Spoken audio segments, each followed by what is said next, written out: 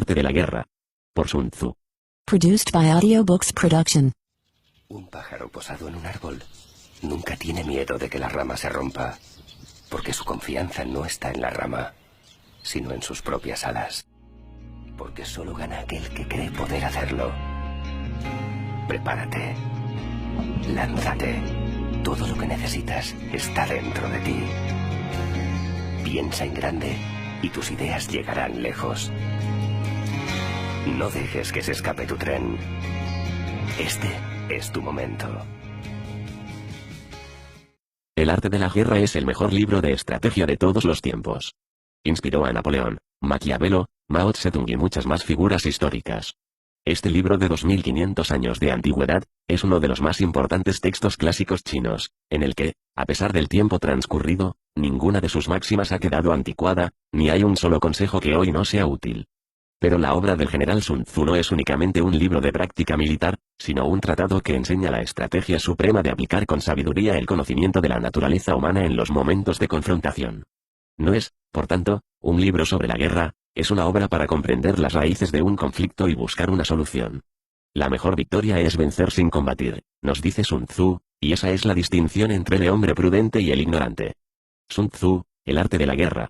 Sun Tzu fue un general chino que vivió alrededor del siglo V a.C. La colección de ensayos sobre el arte de la guerra atribuida a Sun Tzu es el tratado más antiguo que se conoce sobre el tema.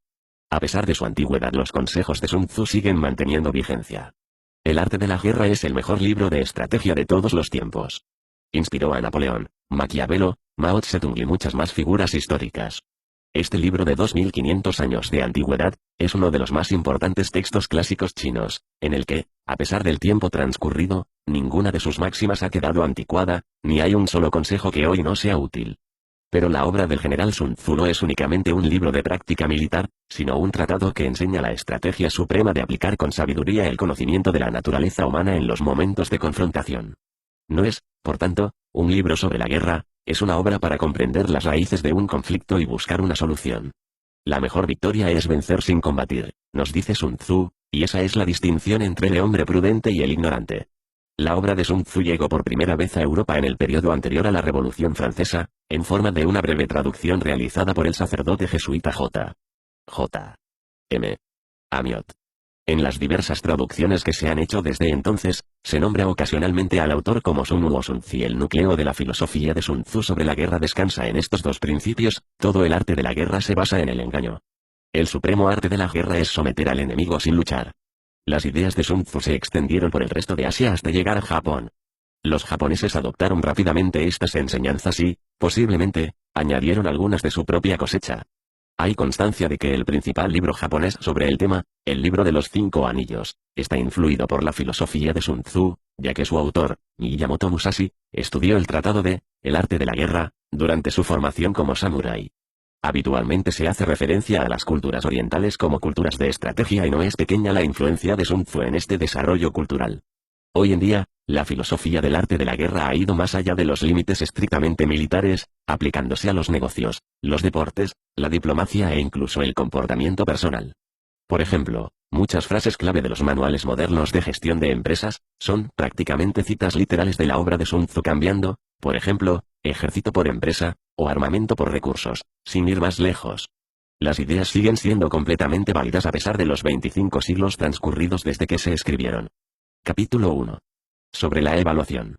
Sun Tzu dice, la guerra es de vital importancia para el Estado, es el dominio de la vida o de la muerte, el camino hacia la supervivencia o la pérdida del imperio, es forzoso manejarla bien. No reflexionar seriamente sobre todo lo que le concierne es dar prueba de una culpable indiferencia en lo que respecta a la conservación o pérdida de lo que nos es más querido, y ello no debe ocurrir entre nosotros. Hay que valorarla en términos de 5 factores fundamentales, y hacer comparaciones entre diversas condiciones de los bandos rivales, con vistas a determinar el resultado de la guerra. El primero de estos factores es la doctrina, el segundo, el tiempo, el tercero, el terreno, el cuarto, el mando, y el quinto, la disciplina. La doctrina significa aquello que hace que el pueblo esté en armonía con su gobernante, de modo que le siga donde sea, sin temer por sus vidas ni a correr cualquier peligro. El tiempo significa el yin y el yang, la noche y el día, el frío y el calor, días despejados o lluviosos, y el cambio de las estaciones. El terreno implica las distancias, y hace referencia a donde es fácil o difícil desplazarse, Produced y by si es campo Audiobooks abierto o Production. lugares estrechos, y esto influencia las posibilidades de supervivencia. El mando ha de tener como cualidades, sabiduría, sinceridad, benevolencia, coraje y disciplina. Por último, la disciplina ha de ser comprendida como la organización del ejército, las graduaciones y rangos entre los oficiales, la regulación de las rutas de suministros, y la provisión de material militar al ejército. Estos 5 factores fundamentales han de ser conocidos por cada general. Aquel que los domina, vence; aquel que no, sale derrotado. Por lo tanto, al trazar los planes, han de compararse los siguientes 7 factores, valorando cada uno con el mayor cuidado: ¿qué dirigente es más sabio y capaz? ¿Qué comandante posee el mayor talento? ¿Qué ejército obtiene ventajas de la naturaleza y el terreno? ¿En qué ejército se observan mejor las regulaciones y las instrucciones? ¿Qué tropas son más fuertes? ¿Qué ejército tienen oficiales y tropas mejor entrenadas? ¿Qué ejército administra recompensas y castigos de forma más justa? Mediante el estudio de estos 7 factores, seré capaz de adivinar cuál de los 2 bandos saldrá victorioso y cuál será derrotado. El general que siga mi consejo, es seguro que vencerá. Ese general ha de ser mantenido al mando. Aquel que ignore mi consejo, ciertamente será derrotado. Ese debe ser destituido. Tras prestar atención a mi consejo y planes, el general debe crear una situación que contribuya a su cumplimiento. Por situación quiero decir que debe tomar en consideración la situación del campo, y actuar de acuerdo con lo que le es ventajoso. El arte de la guerra se basa en el engaño. Por lo tanto, cuando es capaz de atacar, ha de aparentar incapacidad; cuando las tropas se mueven, aparentar inactividad. Si está cerca del enemigo, ha de hacerle creer que está lejos; si está lejos, aparentar que se está cerca. Poner cebos para atraer al enemigo. Golpear al enemigo cuando está desordenado. Prepararse contra él cuando está seguro en todas partes. Evitarle durante un tiempo cuando es más fuerte. Si tu oponente tiene un temperamento colérico, intenta irritarle. Si es arrogante, trata de fomentar su egoísmo. Si las tropas enemigas se hallan bien preparadas tras una reorganización, intenta desordenarlas. Si están unidas, siembra la disensión entre sus filas. Ataca al enemigo cuando no está preparado, y aparece cuando no te espera. Estas son las claves de la victoria para el estratega. Ahora, si las estimaciones realizadas antes de la batalla indican victoria, es porque los cálculos cuidadosamente realizados muestran que tus condiciones son más favorables que las condiciones del enemigo; si indican derrota, es porque muestran que las condiciones favorables para la batalla son menores. Con una evaluación cuidadosa, no puede vencer; sin ella, no puede. Muchas menos oportunidades de victoria tendrá aquel que no realiza cálculos en absoluto. Gracias a este método, se puede examinar la situación, y el resultado aparece claramente. El arte de la guerra. Producido por Audiobooks Production. Capítulo 2. Sobre la iniciación de las acciones. Una vez comenzada la batalla, aunque estés ganando, de continuar por mucho tiempo, desanimará a tus tropas y embotará tu espada. Si estás sitiando una ciudad, agotarás tus fuerzas. Si mantienes a tu ejército durante mucho tiempo en campaña, tus suministros se agotarán. Las armas son instrumentos de mala suerte; emplearlas por mucho tiempo producirá calamidades. Como se ha dicho, los que a hierro matan, a hierro mueren. Cuando tus tropas están desanimadas, tu espada embotada, agotadas tus fuerzas y tus suministros son escasos, hasta los tuyos se aprovecharán de tu debilidad para sublevarse. Entonces, aunque tengas consejeros sabios, al final no podrás hacer que las cosas salgan bien. Por esta causa, he oído hablar de operaciones militares que han sido torpes y repentinas, pero nunca he visto a ningún experto en el arte de la guerra que mantuviese la campaña por mucho tiempo. Nunca es beneficioso para un país dejar que una operación militar se prolongue por mucho tiempo. Como se dice comúnmente, sé rápido como el trueno que retumba antes de que hayas podido taparte los oídos; veloz como el relámpago que relumbra antes de haber podido pestañear. Por lo tanto, los que no son totalmente conscientes de la desventaja de servirse de las armas no pueden ser totalmente conscientes de las ventajas de utilizarlas. Los que utilizan los medios militares con pericia no activan a sus tropas 2 veces, ni proporcionan alimentos en 3 ocasiones, con un mismo objetivo. Esto quiere decir que no se debe movilizar al pueblo más de una vez por campaña, y que inmediatamente después de alcanzar la victoria no se debe regresar al propio país para hacer una segunda movilización. Al principio esto significa proporcionar alimentos para las propias tropas, pero después se quitan los alimentos al enemigo. Si tomas los suministros de armas de tu propio país, pero quitas los alimentos al enemigo, puedes estar bien abastecido de armamento y de provisiones. Cuando un país se empobrece a causa de las operaciones militares, se debe al transporte de provisiones desde un lugar distante. Si las transportas desde un lugar distante, el pueblo se empobrecerá. Los que habitan cerca de donde está el ejército pueden vender sus cosechas a precios elevados, pero se acaba de este modo el bienestar de la mayoría de la población. Cuando se transportan las provisiones muy lejos, la gente se arruina a causa del alto costo. En los mercados cercanos al ejército, los precios de las mercancías se aumentan. Por lo tanto, las largas campañas militares constituyen una lacra para el país. Cuando se agotan los recursos, los impuestos se recaudan bajo presión. Cuando el poder y los recursos se han agotado, se arruina el propio país. Se priva al pueblo de gran parte de su presupuesto, mientras que los gastos del gobierno para armamentos se elevan. Los habitantes constituyen la base de un país, los alimentos son la felicidad del pueblo. El príncipe debe respetar este hecho y ser sobrio y austero en sus gastos públicos. En consecuencia, un general inteligente lucha por desproveer al enemigo de sus alimentos. Cada porción de alimentos tomados al enemigo equivale a 20 que te suministras a ti mismo. Así pues, lo que arrasa al enemigo es la imprudencia, y la motivación de los tuyos en asumir los beneficios de los adversarios. Cuando recompenses a tus hombres con los beneficios que ostentaban los adversarios los harás luchar por propia iniciativa, y así podrás tomar el poder y la influencia que tenía el enemigo. Es por esto por lo que se dice que donde hay grandes recompensas hay hombres valientes. Por consiguiente, en una batalla de carros, recompensa primero al que tome al menos 10 carros. Si recompensas a todo el mundo, no habrá suficiente para todos, así pues, ofrece una recompensa a un soldado para animar a todos los demás. Cambia sus colores de los soldados enemigos hechos prisioneros, utilízalos mezclados con los tuyos. Trata bien a los soldados y préstales atención. Los soldados prisioneros deben ser bien tratados, para conseguir que en el futuro luchen para ti. A esto se llama vencer al adversario e incrementar por añadidura tus propias fuerzas. Si utilizas al enemigo para derrotar al enemigo, serás poderoso en cualquier lugar a donde vayas. Así pues, lo más importante en una operación militar es la victoria y no la persistencia. Esta última no es beneficiosa. Un ejército es como el fuego, si no lo apagas, se consumirá por sí mismo. Por lo tanto, sabemos que el que está a la cabeza del ejército está a cargo de las vidas de los habitantes y de la seguridad de la nación. Capítulo 3. Sobre las proposiciones de la victoria y la derrota. Como regla general, es mejor conservar a un enemigo intacto que destruirlo. Capturar a sus soldados para conquistarlos y dominas a sus jefes. Un general decía, practica las artes marciales, calcula la fuerza de tus adversarios, haz que pierdan su ánimo y dirección, de manera que aunque el ejército enemigo esté intacto sea inservible, esto es ganar sin violencia. Si destruyes al ejército enemigo y matas a sus generales, asaltas sus defensas disparando, reúnes a una muchedumbre y usurpas un territorio, todo esto es ganar por la fuerza. Por esto, los que ganan todas las batallas no son realmente profesionales, los que consiguen que se rindan impotentes los ejércitos ajenos sin luchar son los mejores maestros del arte de la guerra. Los guerreros superiores atacan mientras los enemigos están proyectando sus planes. Luego deshacen sus alianzas. Por eso, un gran emperador decía, el que lucha por la victoria frente a espadas desnudas no es un buen general. La peor táctica es atacar a una ciudad. Asediar, acorralar a una ciudad solo se lleva a cabo como último recurso. Emplea no menos de 3 meses en preparar tus artefactos y otros 3 para coordinar los recursos para tu asedio. Nunca se debe atacar por cólera y con prisas.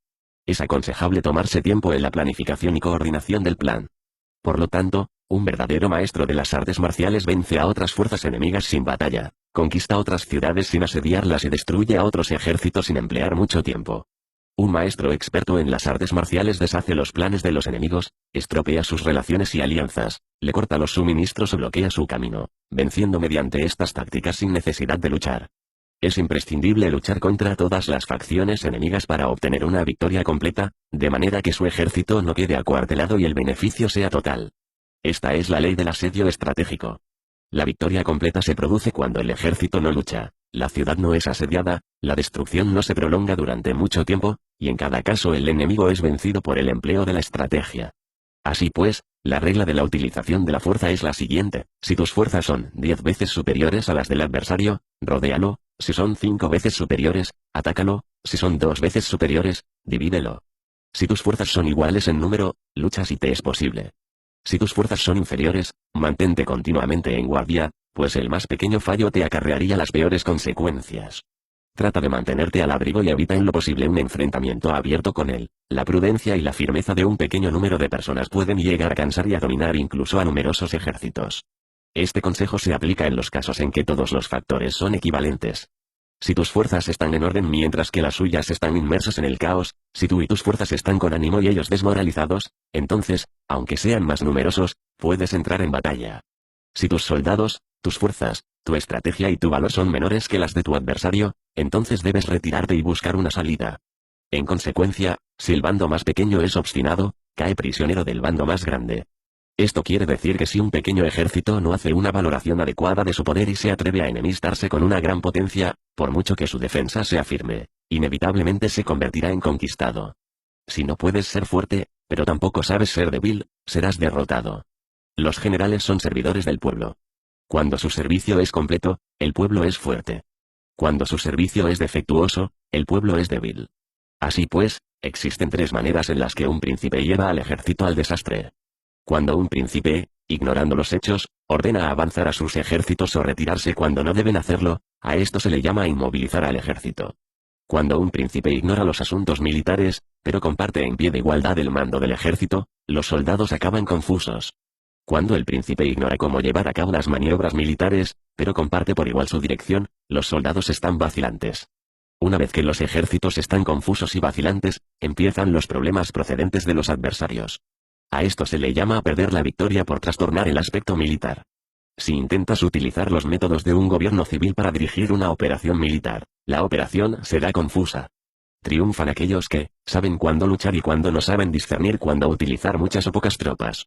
Tienen tropas cuyos rangos superiores e inferiores tienen el mismo objetivo.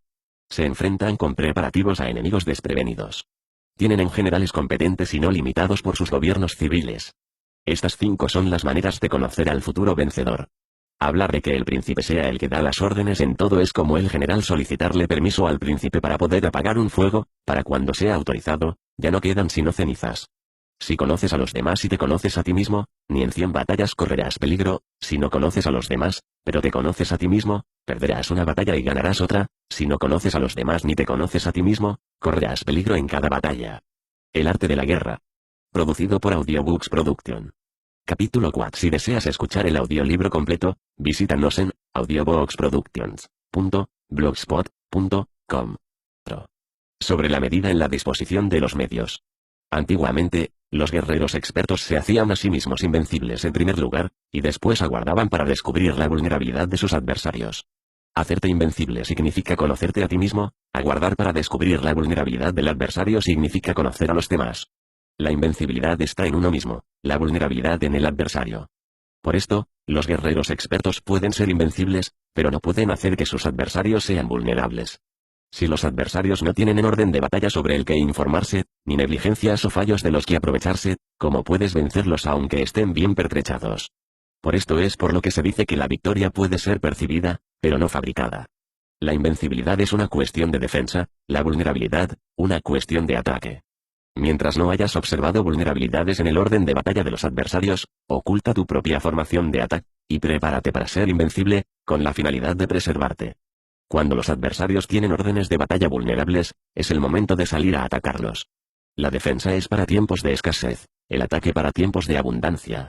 Los expertos en defensa se esconden en las profundidades de la tierra, los expertos en maniobras de ataque se esconden en las más elevadas alturas del cielo. De esta manera pueden protegerse y lograr la victoria total. En situaciones de defensa, acalláis las voces y borráis las huellas, escondidos como fantasmas y espíritus bajo tierra, invisibles para todo el mundo. En situaciones de ataque, vuestro movimiento es rápido y vuestro grito fulgurante, veloz como el trueno y el relámpago, para los que no se puede uno preparar, aunque vengan del cielo. Prever la victoria cuando cualquiera la puede conocer no constituye verdadera destreza. Todo el mundo elogia la victoria ganada en batalla, pero esa victoria no es realmente tan buena. Todo el mundo elogia la victoria en la batalla, pero lo verdaderamente deseable es poder ver el mundo de lo sutil y darte cuenta del mundo de lo oculto, hasta el punto de ser capaz de alcanzar la victoria donde no existe forma. No se requiere mucha fuerza para levantar un cabello, no es necesario tener una vista aguda para ver el sol y la luna, ni se necesita tener mucho oído para escuchar el retumbar del trueno. Lo que todo el mundo conoce no se llama sabiduría, la victoria sobre los demás obtenida por medio de la batalla no se considera una buena victoria. En la antigüedad, los que eran conocidos como buenos guerreros vencían cuando era fácil vencer. Si solo eres capaz de asegurar la victoria tras enfrentarte a un adversario en un conflicto armado, esa victoria es una dura victoria. Si eres capaz de ver lo sutil y de darte cuenta de lo oculto, irrumpiendo antes del orden de batalla, la victoria así obtenida es una victoria fácil. En consecuencia, las victorias de los buenos guerreros no destacan por su inteligencia o su bravura. Así pues, las victorias que ganan en batalla no son debidas a la suerte.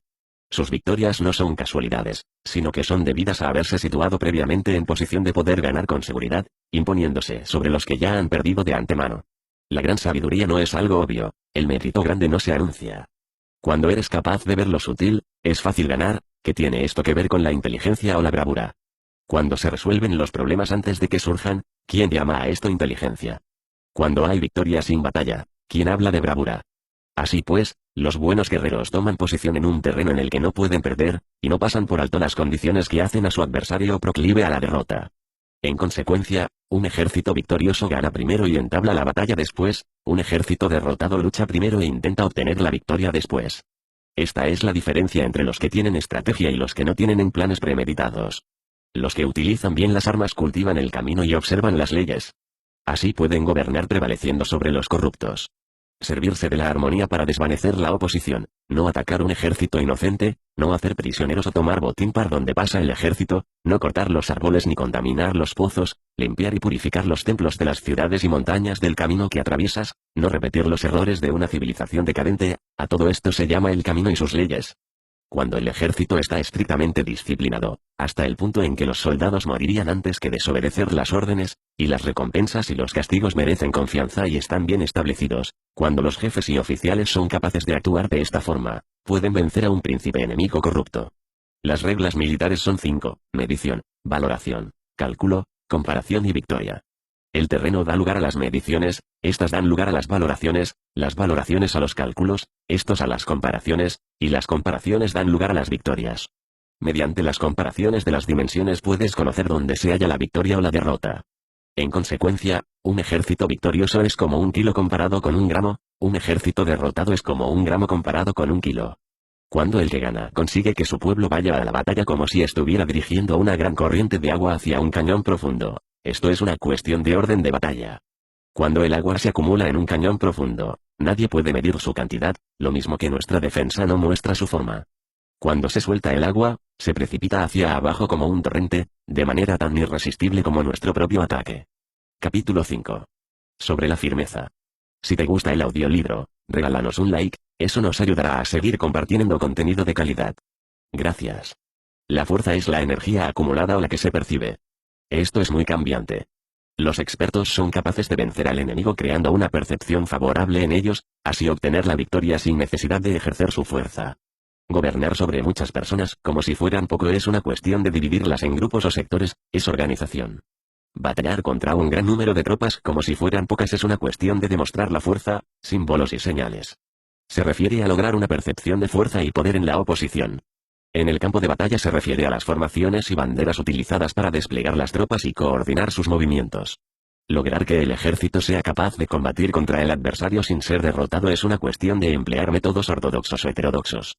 La ortodoxia y la heterodoxia no es algo fijo, sino que se utilizan como un ciclo.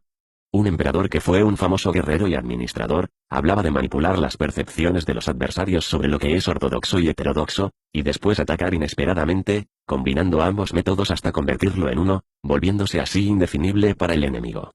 Que el efecto de las fuerzas sea como el de piedras arrojadas sobre huevos, es una cuestión de lleno y vacío. Cuando induces a los adversarios a atacarte en tu territorio, su fuerza siempre está vacía en desventaja, mientras que no compitas en lo que son los mejores, tu fuerza siempre estará llena. Atacar con lo vacío contra lo lleno es como arrojar piedras sobre huevos, de seguro se rompen. Cuando se entabla una batalla de manera directa, la victoria se gana por sorpresa. El ataque directo es ortodoxo. El ataque indirecto es heterodoxo. Solo hay 2 clases de ataques en la batalla, el extraordinario por sorpresa y el directo ordinario, pero sus variantes son innumerables. Lo ortodoxo y lo heterodoxo se originan recíprocamente, como un círculo sin comienzo ni fin, ¿quién podría agotarlos? Cuando la velocidad del agua que fluye alcanza el punto en el que puede mover las piedras, esta es la fuerza directa. Cuando la velocidad y maniobrabilidad del halcón es tal que puede atacar y matar, esto es precisión. Lo mismo ocurre con los guerreros expertos, su fuerza es rápida, su precisión certera. Su fuerza es como disparar una catapulta, su precisión es dar en el objetivo previsto y causar el efecto esperado. El desorden llega del orden, la cobardía surge del valor, la debilidad brota de la fuerza. Si quieres fingir desorden para convencer a tus adversarios y distraerlos, primero tienes que organizar el orden, porque solo entonces puedes crear un desorden artificial. Si quieres fingir cobardía para conocer la estrategia de los adversarios, primero tienes que ser extremadamente valiente, porque solo entonces puedes actuar como tímido de manera artificial. Si quieres fingir debilidad para inducir la arrogancia en tus enemigos, primero has de ser extremadamente fuerte porque solo entonces puedes pretender ser débil. El orden y el desorden son una cuestión de organización, la cobardía es una cuestión valentía y la de ímpetu, la fuerza y la debilidad son una cuestión de la formación en la batalla. Si deseas escuchar el audiolibro completo, visítanos en audioboxproductions.blogspot.com.